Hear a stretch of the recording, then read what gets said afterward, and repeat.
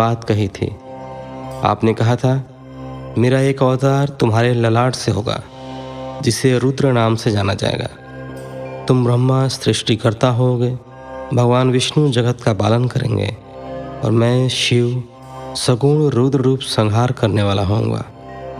एक स्त्री के साथ विवाह करके लोक के कार्यों की सिद्धि करूंगा। हे महादेव, अब अपनी कही बात को पूरा कीजिए। हे प्रभु, आपके बिना हम दोनों अपना कार्य करने में समर्थ नहीं हैं। अतः प्रभु, आप ऐसी स्त्री को पत्नी रूप में धारण करें जो कि लोकहित के कार्य कर सके। भगवान, जिस प्रकार लक्ष्मी विष्णु की और सरस्वती मेरी सहधर्मिणी है, उसी प्रकार आप भी अपने जीवन साथी को स्वीकार कीजिए। मेरी यह बात सुनकर महादेव जी मुस्कुराने लगे और हमसे इस प्रकार बोले। उन्होंने कहा, हे ब्रह्मा, हे विष्णु, तुम मुझे सदा से अत्यंत प्रिय हो। तुम समस्त देवताओं में श्रेष्ठ तथा त्रिलोक के स्वामी हो, परंतु मेरे लिए विवाह करना उचित नहीं है। मैं सदैव तपस्या में लीन रहता हूँ। इस संसार से मैं सदा विरक्त रहता हूँ। मैं तो एक योगी हूँ जो सदैव निवृत्ति के मार्ग पर चलता है।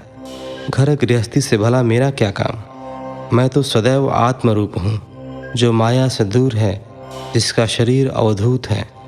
जो ज्ञानी आत्मा को जानने वाला और कामना से शून्य हो, भोगों से दूर रहता है, वो अविकारी है।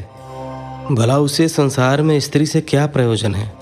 मैं तो योग करते समय ही आनंद का अनुभव करता हूँ। जो मनुष्य ज्ञान से रहित है, वे ही भोग को अधिक महत्व देते हैं।